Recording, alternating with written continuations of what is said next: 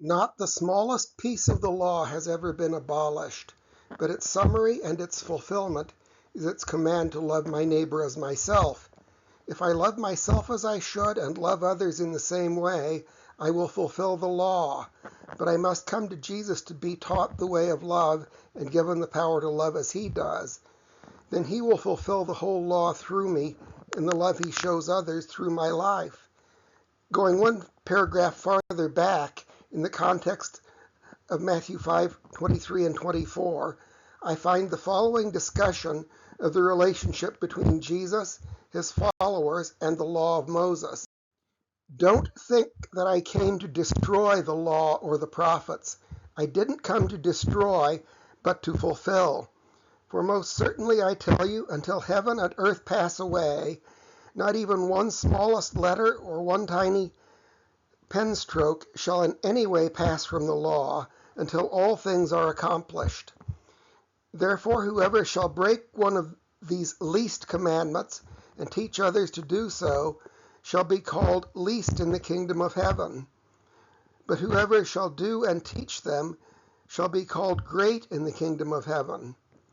For I tell you that unless your righteousness exceeds that of the scribes and Pharisees, there is no way you will enter into the kingdom of heaven.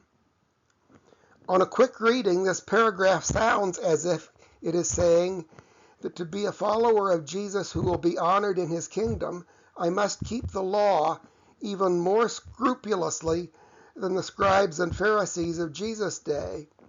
The Pharisees took pride not only in keeping the law to the letter, but also in keeping perfectly a long list of other traditional rules designed, they thought, to keep them as far as possible from breaking any of the commands of the law. But looking more carefully at what Jesus said, he did not command me to keep the law more strictly than the Pharisees. What he said was that he would fulfill or complete and accomplish the law. Don't think that I came to destroy the law or the prophets. I didn't come to destroy, but to fulfill. For most certainly I tell you, until heaven and earth pass away, not even one smallest letter or one tiny pen stroke shall in any way pass away from the law until all things are accomplished. So the law remains. It has not been abolished. It continues and will continue to have application to me until it is fulfilled and the objectives for which it was given are accomplished. But it will not be fulfilled in the way the scribes and Pharisees thought.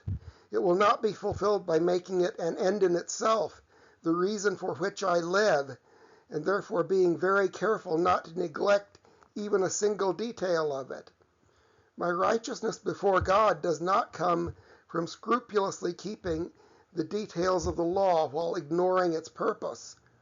No, the fulfillment of the law that Jesus came to show and to give us fulfills its purpose, which, as Paul later wrote, is to show us how to love each other. This is from Romans chapter 13, verses 8 through 10. Owe no one anything except to love one another. For he who loves his neighbor has fulfilled the law. For the commandments, you shall not commit adultery, you shall not murder, you shall not steal, you shall not covet, and whatever other commandments there are summed up in this saying, namely, you shall love your neighbor as yourself. Love doesn't harm a neighbor. Love, therefore, is the fulfillment of the law. Not the smallest piece of the law has ever been abolished. It still shows me how I should respond to God and treat myself and others. But its summary and its fulfillment is its command to love my neighbor as myself. If I love myself as I should and love others in the same way, I will not harm them, and I will have completely fulfilled the law.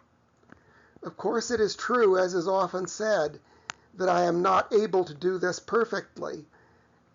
Acting only in my own strength and wisdom, I will sometimes disregard the needs and welfare of others, and will harm them. In doing so, I will break one of the commandments of the law. which exists at least in part to make it clear to me that the harm I did is a sin before God. I will be convicted by the law and my own conscience as a lawbreaker and incur guilt. But if I understand my guilt correctly, I will know that I am guilty not because of the detail of the law that I failed to observe, but because I acted contrary to love. The solution to this is not to simply ignore the law or Jesus' amplification of it here in his Sermon on the Mount, but to learn what they are teaching me. That is, I must learn that I cannot fulfill the law's demands on my own. I cannot fulfill the law by perfectly keeping the law of love on my own. I must come to Jesus to be taught the way of love and to be given the power to love as he does. Then he will fulfill the whole law through me in the love he shows others through my life. Applying this to the command to go and be reconciled in verses 23 and 24 is fairly simple. If I am holding a grudge against my brother or sister, a fellow believer in Christ, and so dehumanizing them, treating them as less worthy of my love and care than others, I am quite obviously acting contrary to love. And if I know that I have offended a brother or sister, and so put them at risk of dehumanizing me, and so committing murder against me in their heart, my love for them demands that I must do what I can to reconcile with them. I must do what I can to make the offense right, to keep them from going down the destructive path of holding a grudge against me.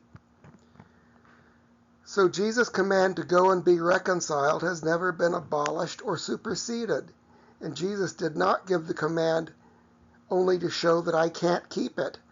I cannot ignore it and still fulfill the law of love. Instead, Jesus intends to fulfill the command through me. I must come to him for wisdom to know how to keep it and power to do what he shows me, and I must trust him to bring reconciliation in his own way and time when I obey his command. But I am to obey this command